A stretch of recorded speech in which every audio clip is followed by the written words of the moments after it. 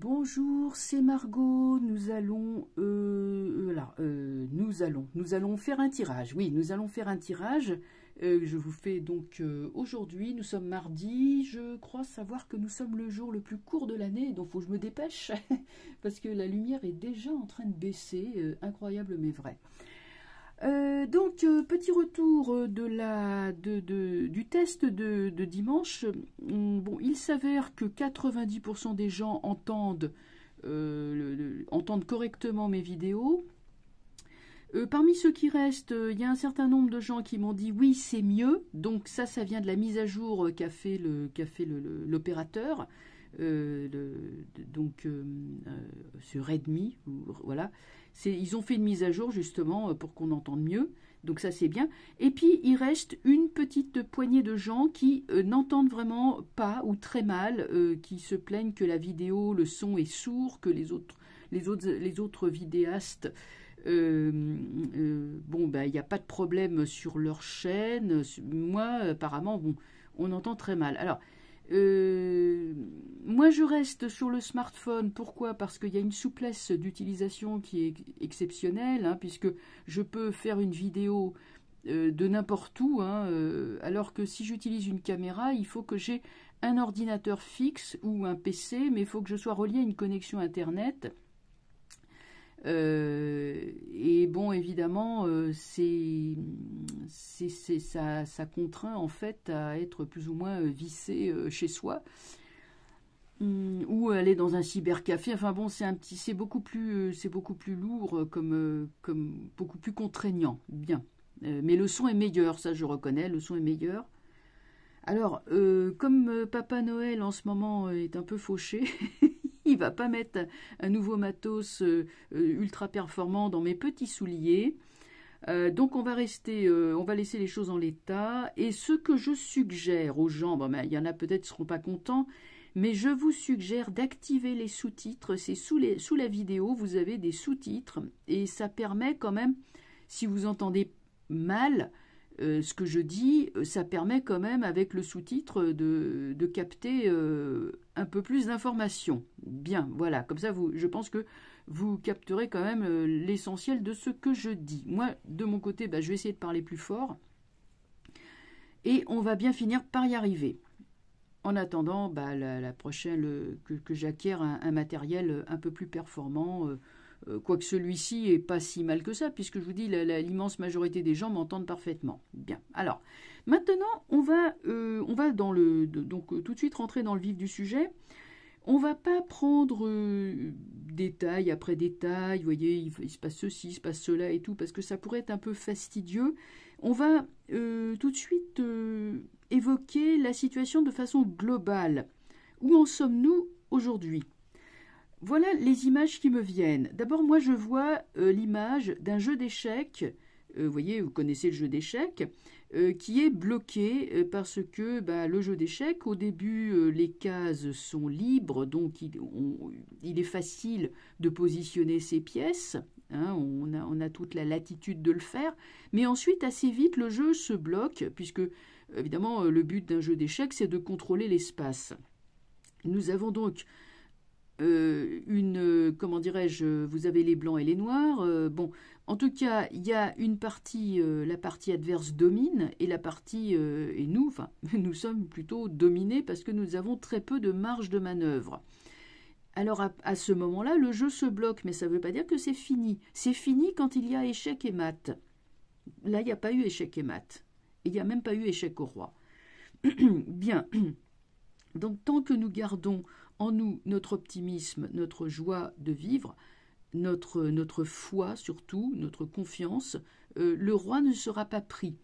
Il y a assez souvent des retournements de situations spectaculaires d'ailleurs, dans le jeu d'échecs, où celui qui semble dominer tout à coup s'engouffre dans la faille qu'a présenté l'adversaire et retourne la situation en mettant l'adversaire échec et mat. Bon, alors, les champions d'échecs vont peut-être tomber par terre de rire, mais moi je vous parle de ce que j'ai observé, puisque j'aimais bien aller regarder les joueurs d'échecs. Il y en a dans les jardins publics à Paris, au Jardin des Plantes notamment. Bon. Je joue un petit peu aux échecs, enfin, quand j'ai le temps. Bon. Qu'est-ce que je voulais dire? Moi, des failles et des erreurs de la part de la partie adverse, j'en vois plein. J'en vois plein. Qu'est-ce qu'on peut énumérer? D'abord, premièrement, l'histoire du Vax, ça commence à lasser les gens. Le Vax, le pass Sani Broyeur, etc. Il y a un petit peu trop comment dirais-je, un petit peu trop de demandes, et le nouveau, allez, n'oubliez pas, ça fait 4, ça fait 5 maintenant. Il y a beaucoup de gens qui sont plus à jour, hein, parce qu'ils en ont ras-le-bol. Il y a une lassitude, donc ça prend plus. En fait, ça prend plus sur l'opinion publique. La guerre qui se déroule à l'Est, c'est pareil, ça prend plus. Il commence à y avoir une lassitude, ça fait 10 mois que ça dure, on commence à se fatiguer un petit peu. Bidet est très contesté dans son pays parce que là, il commence à s'apercevoir que tout ça, ça leur coûte un bras, les populations. Et puis au niveau... Alors, la guerre, c'est surtout, enfin de nos jours, c'est avant tout une guerre de l'information et de propagande. Or, moi je vois une lame de fond qui arrive de la part du média qu'a acheté Monsieur Muscle, média Twitter. À mon avis, et ça tout le monde le sait, hein, c'est pas un scoop en fait, mais je pense qu'il va remplacer à terme les GAFAM. Et s'il n'y a plus les GAFAM, là, ça va être un gros coup dur. Sans compter qu'il s'est quand même constitué un bloc, 2 blocs dans le monde, hein, et le bloc du pays de M. Vladimir, je l'ai déjà dit, hein, derrière il y a quand même le pays de l'empereur jaune, l'empire, comment on appelle ça? L'Empire du Milieu, voilà, on appelait ça l'Empire du Milieu, hein. C'est un très grand pays avec plus d'1 milliard d'habitants, ce qui est quand même énorme. Et en plus, au sud, il y a le subcontinent indien, ça je peux le nommer, mais c'est quand même 1,2 milliard personnes, et puis c'est un pays qui est en train de se développer aussi. Sans compter d'autres pays dont certains possèdent la bombe atomique, hein. Pensez au pays qui est entre le... Alors, c'est pas entre le Tigre et l'Euphrate, c'est l'autre pays, c'est l'ancienne Perse. Celui-là aussi, c'est pas rien. C'est pas rien, voilà. Bon, bref. Tout ça pour dire que ça ne va pas comme sur des roulettes. Donc, on va dire que... on va faire donc, je vous dis, un tirage très global sur la situation. Savoir comment comment ça se présente, tout simplement, vous voyez, et on va voir ce que nous dit le jeu, ce que nous disent les cartes.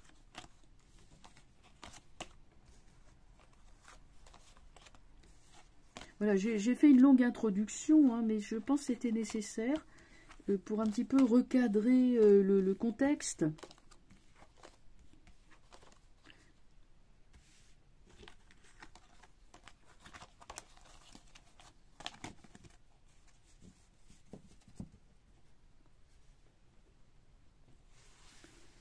Alors, voyons un petit peu, donc dans cette gigantesque partie d'échecs mondiale, hein, puisqu'on va rester sur l'image du jeu d'échecs, comment ça se présente?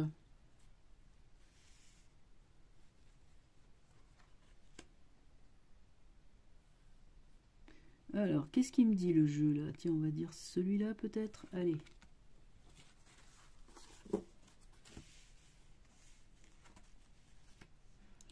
L'ancien monde est en train de tomber, pénurie, guerre. Les peuples sont là avec la lune. Il y a aussi le fond de mensonges et de propagande. Bon, on est beaucoup sur une guerre de l'information qui emmène la pénurie. Tempérance. Il y aura pourtant une intervention, comment dirais-je, divine. La paix prédomine, la paix est en position la plus élevée, elle domine le jugement. un retournement de situation avec le jugement. La vérité vraie va remonter. Regardez comme ces deux cartes, celle-ci est stagnante et celle-ci est destructrice. Et donc elles sont franchement pas terribles hein, ensemble. Vous voyez, ça fait pas une combinaison géniale. Et comment vous avez au-dessus tempérance et jugement, un peu comme s'il était prévu finalement que la dimension divine angélique, hein, l'ange avec les ailes dans le dos, donc ça représente le bien, ça représente le soulagement. Je dirais que la tempérance est un petit peu sur le plan matériel, ce qu'est l'étoile, hein, elle se ressemble un peu. La tempérance parle de guérison, d'apaisement, de douceur aussi. Et quant au jugement, là on est vraiment l'intervention du divin. Nous avons d'abord un ange et un deuxième ange. Donc là nous avons deux anges. Un ange de douceur, de compassion, un ange de guérison, un ange qui vient, qui apaise, qui est dans le bien, hein, qui est dans le respect de la vie. Vous voyez le contraste hein, entre la misère et la gloire, et la gloire divine. Et vous avez un ange guerrier, l'ange, je dirais, de l'absolu, de la fin des choses, qui dit non, voilà, moi je sonne la fin de la récré, je la siffle ou je la sonne, et là vous allez tous vous réveiller. Donc il y a réveil des gens qui sont endormis. Lui est un ange aussi, un ange guerrier, un peu comme si les choses se levaient d'un coup, d'un endroit que on n'a pas vu venir. C'est comme une lame de fond, c'est ce que je disais, c'est comme une lame de fond. Là on voit rien, on voit que c'est en train de se dégrader, de se décomposer. Là c'est bon, c'est aussi la stagnation, hein. Et tout à coup on a un nouvel afflux d'eau fraîche qui arrive, qui nettoie le marais, hein, une sorte de marécage ou de marais stagnant, dans laquelle il y a les scandales, il y a les ragots, la propagande, la lune. Bon, c'est une carte géniale la lune, hein, mais quand elle est bien entourée, parce que quand elle n'est pas bien entourée, vous voyez, elle fait un binôme avec celui-là, elle est empêchée dans son action. Du coup, elle ne peut plus, l'eau peut plus circuler, elle se transforme en stagnation. Mais je vous dis, avec la tempérance au-dessus, eh bien, on a quelque chose qui vient assainir. C'est un soulagement, et ce soulagement est suivi là vraiment du rassemblement d'une armée. Ça me fait un peu penser, vous savez, dans le Seigneur des Anneaux, vous savez, les écrivains ont toujours des intuitions géniales. C'est dans le tome 3, la situation est désespérée, le Rohan est assiégé par les orques, c'est au gouffre de Helm, donc c'est une cité fortifiée, et la situation est vraiment désespérée. Et alors donc le roi légitime, hein, qui est Aragorn, dit « je vais aller chercher les morts ». Donc dans le coin, il y a une sorte de caverne, enfin il y a un chemin qui mène dans un royaume où il y avait d'anciens morts, enfin d'anciens morts, enfin il y avait d'anciens humains qui avaient trahi en fait à l'époque le roi du Gondor dans sa bataille contre Sauron le méchant, et il n'y a que le roi légitime du Gondor qui peut les délivrer. Donc il dit, il arrive, donc il les affronte, hein, c'est quand même, c'est très effrayant, mais il dit, vous vous joignez à nous, et moi je vous délivre de votre malédiction, quoi, de votre serment. Et le roi, donc le roi des armées, le roi défunt accepte, et tous en fait ils déferlent. Donc évidemment ça fout une trouille bleue aux orques et aux ennemis. Et c'est comme ça qu'il remporte la guerre. Donc, pourquoi j'ai fait cette longue digression? C'est parce que c'est vraiment ce qu'on appelle un secours inattendu et abondant, et qu'aussi le fait que le jugement sonne de sa trompette pour réveiller les morts m'a fait penser à cette image. Alors, bon, bien sûr, nous n'allons pas voir des hordes de fantômes ou de spectres ou d'esprits qui vont arriver. Bon, je ne le crois pas, je verrai peut-être, mais qui sait, après tout. Mais je pense surtout qu'il y aura un réveil de gens qui étaient comme morts, endormis, abrutis ou je ne sais quoi, dont on pensait qu'ils étaient inoffensifs, mais tout à coup ils se lèvent d'un coup. Et lui c'est le chef. Donc on va les recouvrir. Alors attendez, je vais essayer de trouver de la place. Bon, celle-là elle a l'air de vouloir venir.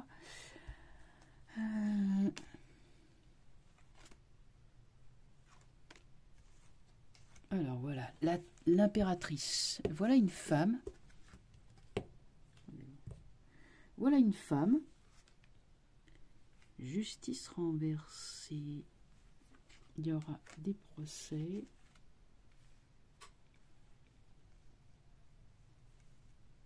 Les choses mettront beaucoup de temps à se mettre en place puisque les cartes renversées sont bonnes, mais elles indiquent le retard. Après, nous avons la reprise en main du pouvoir, qui est un pouvoir juste et bon, et qui fait pendant, en fait, avec la tempérance. Le battleur nous parle d'un monde, un nouveau monde à mettre en place, mais on ne va pas savoir comment faire. Quant à la justice renversée, elle nous parle de la chute des états de droit. La tempérance nous dit que c'est plus le quant à soi, c'est plus chacun pour soi, mais vraiment on est passé sur autre chose. C'est comme s'il y avait des événements qui soient vraiment clairs, indiscutables. Alors là, sur le jugement, on a le soleil renversé. Plusieurs niveaux de lecture. Le premier niveau de lecture, c'est chute des grands empires. Deuxième niveau de lecture, solidarité, mais renversée, donc sous retard. Je dirais, parce que c'est assez difficile à interpréter, je dirais que le fait qu'une armée se lève va d'abord faire tomber des adversaires, des gens qui étaient aussi orgueilleux que Rome, que l'Empire romain d'autrefois, mais aussi va jeter les bases, puisque dans le soleil il y a aussi la nouveauté, comme dans le battleur. Donc on est sur les bases d'une nouveauté, de quelque chose de complètement nouveau. Ça veut dire gouvernement provisoire, tout simplement. Voilà, gouvernement provisoire. Ce n'est pas durable parce qu'on va mettre d'autres structures en place. Et c'est elle qui... Alors, est-ce que c'est une femme ou est-ce que ça représente un pouvoir apaisé? Je pencherai plutôt pour la deuxième solution, pouvoir apaisé. On met en place une constitution simplifiée. On met en place une redistribution des finances qui soit accessible à tout le monde, et on met en place de nouvelles bases harmonieuses de société. Le fait que ce soit donc renversé, je dirais que c'est du provisoire en attendant de tomber sur du mieux. Faudrait voir aussi oui, tiens, j'ai pas calculé en numérologie quand est-ce qu'on va tomber en année 9. Parce que l'année 9, c'est la fin des choses. Donc, attendez, je vais prendre un bout de papier.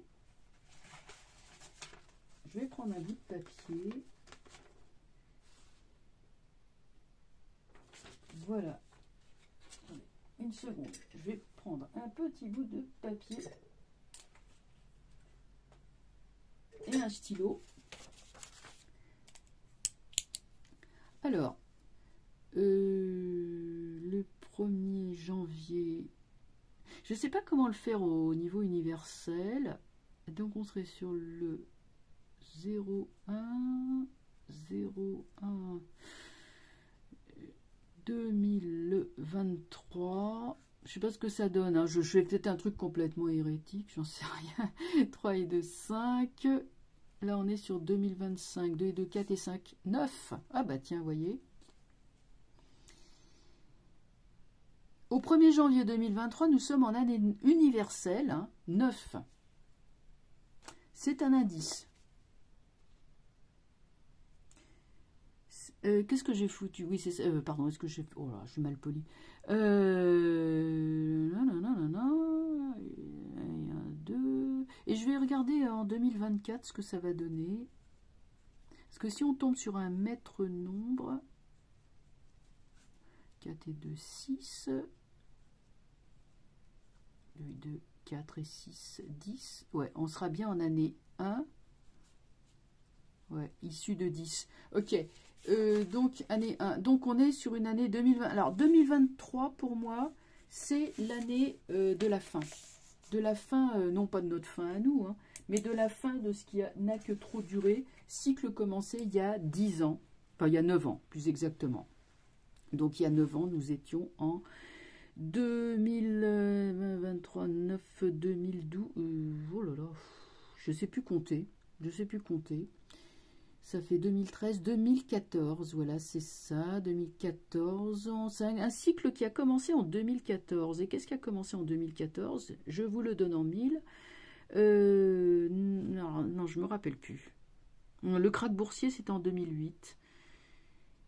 Alors, il faudrait que je regarde un petit peu. Il faudrait qu'on regarde un petit peu qu'est-ce qui a commencé en 2014 et puis qu'est-ce qui s'est lentement, je dirais, bloqué. Mais ça doit, je sais qu'il y a eu des grandes décisions à cette époque-là, à ce moment-là, mais je ne me rappelle plus quoi. 2014. Enfin voilà. Écoutez, je vais arrêter là la vidéo. Je vous souhaite donc un bon visionnage. J'espère que j'ai parlé de façon quand même suffisamment audible. Et puis, bien sûr, après, je ferai des vidéos pendant les vacances de Noël. Et puis, bien sûr, on regardera l'année 2023. Mais déjà, on a une indication avec quand même cette année universelle 9, si je la prends au 1er janvier. Voilà, eh bien, je vous souhaite une très bonne journée et je vous dis à très bientôt. Au revoir.